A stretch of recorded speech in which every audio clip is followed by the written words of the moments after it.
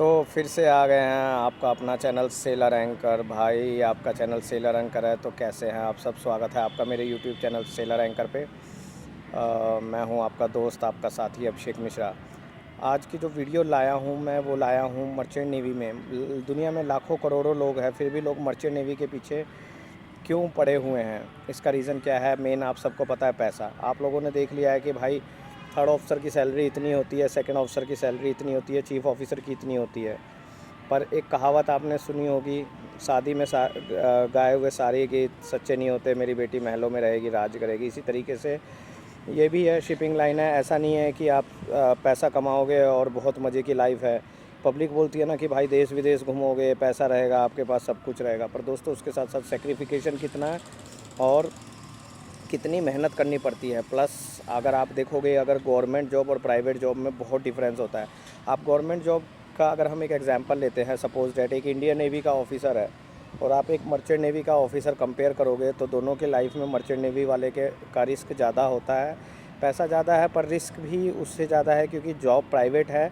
Job की security नहीं है। अगर वही आप इंडियन नेवी में 15 साल कर लेते हो, तो 15 साल करने के बाद आपको क्या मिलेगा?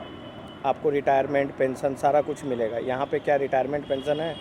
कुछ भी नहीं है। रिटायरमेंट पेंशन तो छोड़ो भाई, अगर आपने सही परफॉर्मेंस नहीं किया मेरे भाई, तो अगली बार भी आप जाओगे या नहीं जाओगे इसकी गारंटी नहीं है। ये मैं आपको फैक्ट बता रहा हूँ, कुछ छुपाने वाली बात नहीं है। हाँ, मैं मानता हूँ इंडियन नेवी के कंपेयर में पैसा काफ़ी ज़्यादा है। आप अच्छा अर्न कर सकते हो, बट उसके लिए आपको कंसिस्टेंसी बनानी होगी, आपको रेगुलर सेल करना होगा, सेक्रीफिकेशन करना होगा। पर यहाँ पे कोई रिटायरमेंट और पेंशन नहीं है। अगर आप इंडियन नेवी से सपोज दैट रिटायर होते हो, आपके पास कुछ भी नहीं है, सब कुछ आपका चला गया है, उसके बाद भी आपको पेंशन मिलती रहेगी लाइफ लॉन्ग। आपको ये नहीं सोचना है कि कल को मैं क्या खाऊंगा भाई, और मतलब बाकी का आगे की जो आगे का प्रोसेस है वो कैसे होगा। बल्कि मर्चेंट नेवी में ये चीज़ नहीं है। तो मैं ये काफ़ी दिनों से सोच रहा था, मोटे मोटी पॉइंट तो और इंडियन नेवी में प्लस गवर्नमेंट जॉब है, आपको सारी फैसिलिटीज़ है। नॉट ओनली इंडियन नेवी, अगर आप एसएससी वगैरह भी करते हैं तो भी जो गवर्नमेंट जॉब है तो आपको फैसिलिटीज़ सारी दी जाएगी। Even defence, even somehow what I feel कि अगर आप डिफेंस में हैं, लाइक नेवी, एयरफोर्स, आर्मी कुछ है, तो ये एक अपने ऊपर एक बहुत बड़ी प्राउड की बात भी है, क्योंकि एक देशभक्ति अपने आप अंदर से जाग जाती है। तो सेकेंडरी मर्चेंट नेवी भी बहुत अच्छा प्रोफेशन है, मैं ये नहीं कह रहा हूँ। पर सेम टाइम मैंने कहा आपको कंसिस्टेंसी होना चाहिए। ये नहीं कि आप कमा रहे हो 1 लाख पर आपके खर्चे चालू हो गए भाई 2 लाख, तो आप 1 लाख लॉस में ही रहोगे ना। 1 लाख तो आपका एडिशनल बर्डन आ रहा है। तो ऐसा होता है, मैंने देखा है कहीं जो मर्चेंट नेवी के जो बंदे होते हैं, जैसे जैसे उनका प्रमोशन होते जाता है धीरे धीरे, पहले वो छोटे घर में रहेंगे, फिर और बड़े घर में, फिर और बड़े घर में। पहले उनके पास एक स्कूटर रहेगा, फिर बाइक रहेगा, फिर बड़ी बड़ी कार, BMW, मर्सिडीज। तो बंदा उसी में उलझा रहता है। एट द लास्ट जब वो रिटायर होगा तो उसके पास सिर्फ वो घर ही रहता है।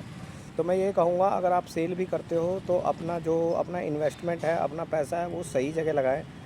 एंड इस चीज़ का ध्यान रखें। वही इंडियन नेवी में क्या है, आपने मान लो आपका फ़िक्स है, आपको रिटायरमेंट पेंशन तो मिल रहा है। उसके अलावा रिटायरमेंट पेंशन के अलावा अगर आप मान लो आपने घर वर भी बना लिया या सब कुछ हो गया, उसके बाद भी आपको पेंशन मिलती रहेगी, लाइफ लॉन्ग मिलती रहेगी। आपकी वाइफ को मिलेगी पेंशन, तो उस चीज़ का फ़ायदा होता है। और जॉब भी सिक्योर होती है गवर्नमेंट जॉब। प्लस आप अर्ली एज में रिटायर हो जाते हो, 15-16 ईयर की जॉब होती है। यहाँ पे कोई रिटायरमेंट एज नहीं है दोस्तों। आप बुढ़ापे तक भी सेल कर सकते हो, आप 60 ईयर में भी कर सकते हो।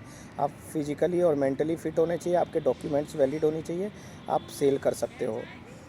But trust me, merchant navy भी एक बहुत अच्छा प्रोफेशन है। यहाँ पे भी ऐसे लोग आए हैं जिन्होंने, मतलब जिनका बैकग्राउंड शुरू में तो काफ़ी लो रहा है, बाद में उन्होंने यहाँ पे आके काफ़ी अच्छा अपना नेम एंड फेम बनाया है। तो आपको डरने की ज़रूरत नहीं है। अब मेन चीज़ है कि इसमें अब एडमिशन कैसे लें। वो जो शुरू का प्रोसेस होता है ना, वो बहुत इंपॉर्टेंट है। अब शुरू का प्रोसेस ही गड़बड़ हो जाता है। अब क्यों लोग मर्चेंट नेवी में ज़्यादा भागते हैं? क्योंकि भाई इंडियन नेवी का एग्ज़ाम टफ़ है।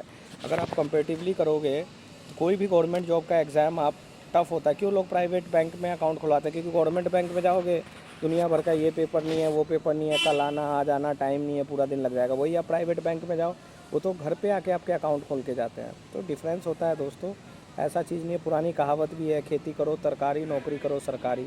तो ये सारे सब एक्सपीरियंस पे आपके डिपेंड करता है। तो मैं यही बताना चाहूँगा आप लोगों को कि अगर आप एक मूड बना लीजिए, एक माइंड बना लीजिए, माइंड सेटअप कर लीजिए, उस माइंड सेटअप के हिसाब से ही काम करिए। दौड़ के इस तरफ, दौड़ के उस तरफ करने की ज़रूरत नहीं है।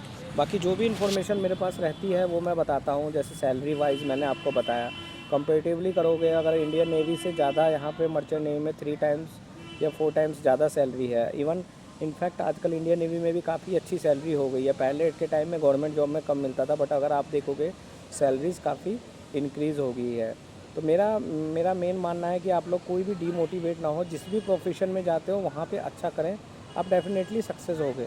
बाकी मैंने मर्चेंट नेवी के लिए बताया था भाई, अगर जाते भी हो तो अच्छी कंपनी से जाओ, रेपुटेड कंपनी से जाओ और अच्छा करो। ऐसी छोटी मोटी कंपनी से जाके और फिर बाद में फिर जॉब ढूंढना, फिर एजेंट वेजेंट के चक्कर में फंसना, इन सब चक्करों में मत पड़ो। इवन आजकल गवर्नमेंट भी स्ट्रिक्ट एक्शन ले ली है। जो अपनी डीजी शिपिंग है, जो इन सब चक्करों में फंसता है, उनको छोड़ने वाली नहीं है। तो मैं आप लोगों से यही दरख्वास्त करूँगा, जेन्युइन काम करें, अपना तरीक़ा से करें, अपने मेरिट पे जाएं। बाकी फिर मिलता हूँ नेक्स्ट वीडियो में, तब तक के लिए good bye, take care, bye bye.